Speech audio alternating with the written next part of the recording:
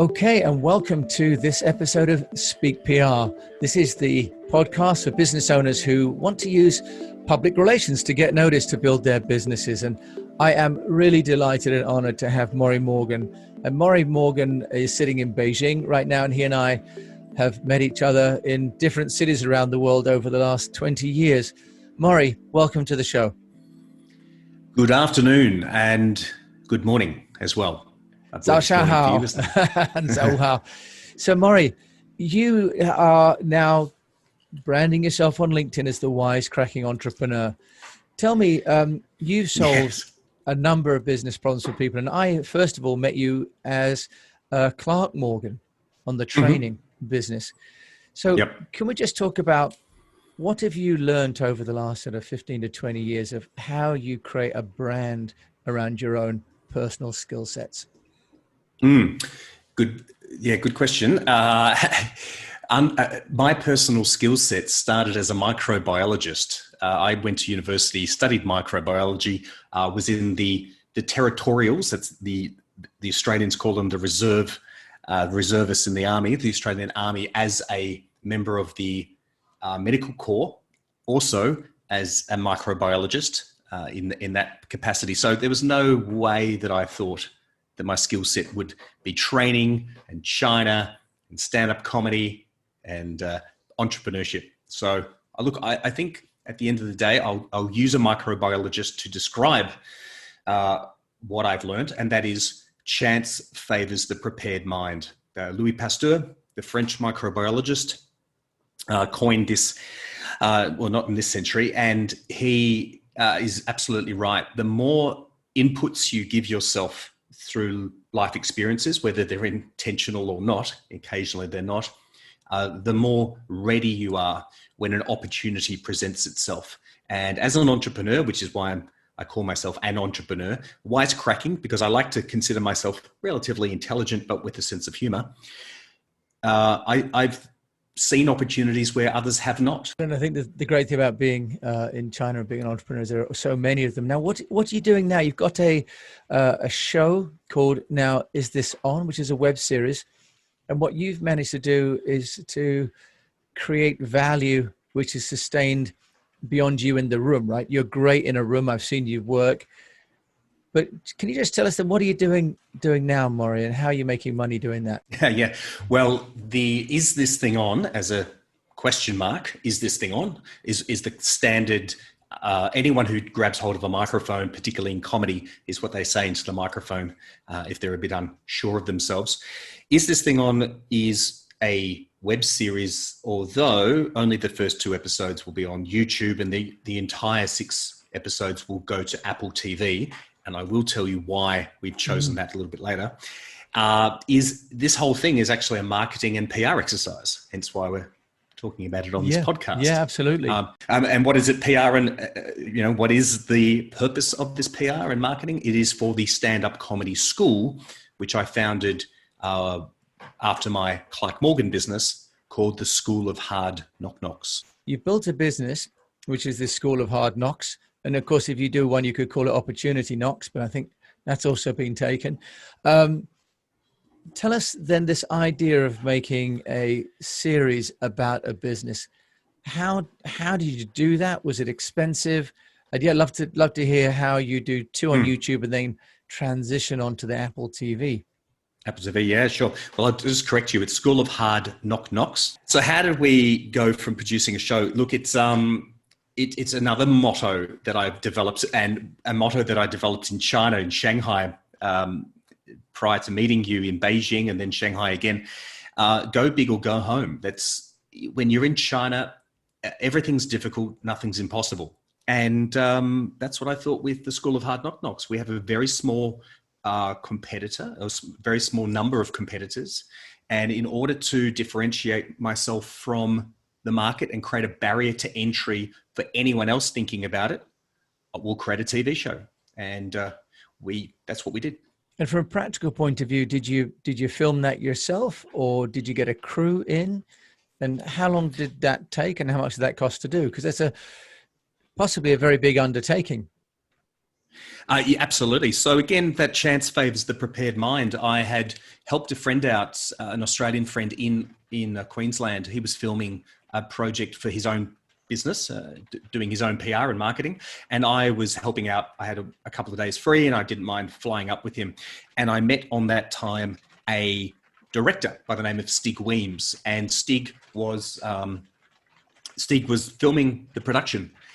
And I befriended him, and we got on really well. And I found out that Stig was an ex-comedian, ex-stand-up comedian, and was even in a TV show. Well, when the idea came to me to make a show myself, he was the first name that came to mind. He happened to also live about 2 kilometers from where I was living at the time. So it was serendipitous almost, you could say. And so you produced this show, and how long is the show? Is it sort of 15-minute format, and then you're hosting that on a sort of live sequence, or is it you're sort of posting it as a series of X number of shows? Yeah, no. So there's 2 ways of looking at it. So if you're a small business and you're thinking, oh, this is beyond me, I'll give you some numbers. 50,000 Australian dollars, which I don't know, is probably £2.40 or something with the exchange rate. But I think that's in US dollars, something like 32,000 US dollars. So if you can calculate that as well. Look, and that amount of money was spread out over and is spread over about 2 years. So it's not like a huge chunk of change in one go. So what is the show? The show is actually, it went through a couple of different ideas, but eventually we settled on it is a factual show versus a scripted show. So factual means that we were a fly on the wall. We follow, we had 10 wannabe stand-up comedians from different backgrounds. We had a couple of people in their 50s, a couple of young people in their 20s, and then sort of 30s, 40s. We had 50-50 women to male. We had some from Sydney, some from Adelaide, some from Melbourne, a good mix of personality types and backgrounds. And we put them in a room for 5 days, and the activity was that you were learning stand-up comedy, but then we had a guest comedian and a relatively famous guest comedian. So in terms of PR and marketing, I have always been a big fan of KOLs, key opinion leaders. So we embedded these KOLs, these names like Greg Fleet and Glyn Nicholas, a great Welsh-born Aussie comedian and performer. And they basically took a day for each of the 5 nights, and we filmed them. And what we filmed them doing was quite unusual. For example, on one of the nights, Mayumi Nabetsu, a Japanese-born Australian comedian, took them to do life drawing. And when I say life drawing, that's nude painting to the layman. But then she told them everyone has to get naked as well. So she forced the group of 10 strangers to strip off, except for an apron, so you wouldn't get paint on you. And that was episode 2. And so we get to see them learn stand-up comedy, but we also get to see them go through these emotional challenges and the roller coasters. There's crying. We have a behavioral analyst as well, and the behavioral analyst does hypnosis on one of the people called Steve Mackey, and makes him forget his name. So it's a bit more organized than just walking into the factory floor and pressing record button. So you've done that. So then we noticed that you've got this video. You are going to tell us a little bit about the Apple and the revenue model, and then let's also talk about. So let's just talk about and move on fairly quickly around this idea of the Apple TV and how difficult is that to get onto Apple TV? Yeah, well, the reason we're on Apple TV was purely by accident. Initially, I thought we will be able to get onto the ABC, the Australian Broadcasting Corporation, the BBC of Australia. And unfortunately, wrong timing. They were going through turmoil, new CEO. No one wanted to make a chance on an Australian unknown. So we looked at alternatives, and I reached out to Netflix, Apple TV, even Google Premium, YouTube Premium. And I found out through Apple TV that almost anyone can get their own show onto Apple TV. You just have to go through an augmented, a company that augments everything, brings everything together. They ensure that the quality of the video is great, that any captions are included, that the format itself is the right format for Apple to stream. And in Australia, I think there's 5 such companies. So I spoke to them. They said, look, this is what we can do for you. There's a cost. And we said, you know what? At the end of the day, in terms of PR, if we give this to the ABC, they'll pay us a chunk of change, and then they'll stick it in a warehouse or underground for who knows, forever. And we'll lose that PR, an opportunity. So let's put it on YouTube, episodes 1, 2, and a teaser, like a trailer.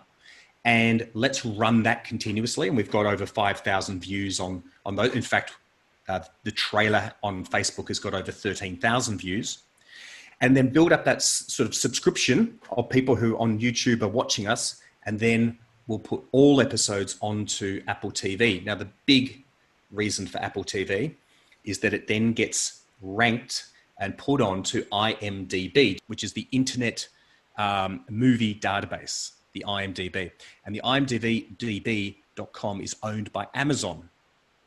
So Amazon has one of the highest authorities in SEO. IMDb has one of the highest authorities in SEO. So by adding Is This Thing On to IMDb, produced by the School of Hard Knock Knocks, and that this show is a comedy, we're immediately attaching the brand of the School of Hard Knock Knocks to the word comedy at a massive level in terms of SEO. And that's the goal, isn't it, of PR? And then that also allows us to put it on YouTube. So we're able to get YouTube views, which is good for PR, and we can link that to Facebook ads. And I'm getting 8 cents the view at the moment on Facebook, which again is unheard of. That's amazing. So in the end, actually, if you're getting 8 cents a view and you're moving up the rankings, maybe the show gets paid for, it'll be self-funding as a marketing exercise.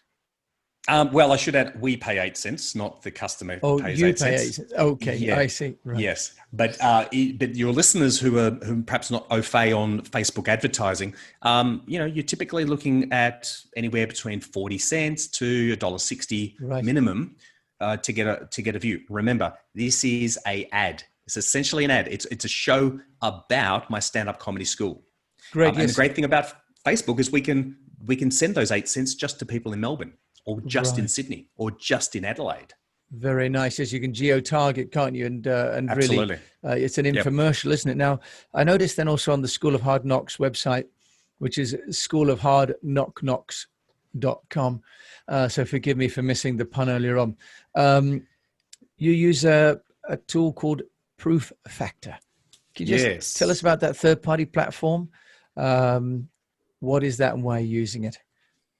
Yeah, well, I actually heard of the type of platform that it is on a podcast, actually. I'm not sure, can't remember the name. And I started investigating, and I'd already known that, testimonials help. It is a free tool, Proof Factor, and it attaches to WordPress sites. I think if you go over a certain number of visitors, you start to pay. Okay. But, I recommend it. Okay, wonderful. And then also you're using the Google My Business because you've got 3 venues around Australia, and you've got 5-star ratings, Maury, which is what one would expect. How did you get the customers to write a review? We've got about a minute left. You just ask them. That's the reality. And you're probably depends on the relationship you already have, but 1 in 5 to 1 in 10 will say yes. Remind them again. Put extra pressure, and if they're part of a community, which the School of Hard Knock Knocks is, then publicly tell everyone, hey, it was fantastic. Cheryl just wrote a great review. Thank you, Cheryl. And that just, again, reminds them. The important thing about my business is we don't actually have a location. We use the services of venues. So we're playing with the algorithm a little bit to be listed within an existing venue. Because we're a service. So that's interesting. So because Google My Business wants to have an address in order to register it. So how do you get around that? And they send a postcard. They send a postcard to that address. I've had the postcard and I've registered that. So how did you get around that? You have good relationships with the pubs. We bring, every time we do a show there, we bring 100 to 120 people on a Thursday night, and they love us. And of course, that's food and kitchen sales. And I just give them a call and say, look, do you mind if we list in your venue? And they're perfectly fine. So we have Adelaide, Melbourne, and Sydney venues listed for us. And our competitor started doing it as well, but they don't have 65 reviews. They're a bit behind us. Maury, that's wonderful. So you're an accomplished trainer, an accomplished wisecracking entrepreneur. If people want to find out more about you and how you run businesses, where can they find out about you? Probably LinkedIn would be the best. So Maury Morgan, Morry, Morgan, a great Welsh surname there. Just hit me up on LinkedIn and just mention that you heard this on Speak PR, and I'll know exactly what we're talking about. Ladies and gentlemen, Maury Morgan talking us today from Beijing. So thank you for that, Maury. Thanks very much, Jim. And that's been this episode of the Speak PR podcast. We hope that we shared some useful insights, tools that you can use, including for me, the idea of making your own TV series, sort of a reality TV, which then becomes an infomercial. Very powerful. And Maury's the only person I know that's done that. So with that, I'd like to wish you all the best of health, a profitable business, and that you keep on laughing while you're communicating.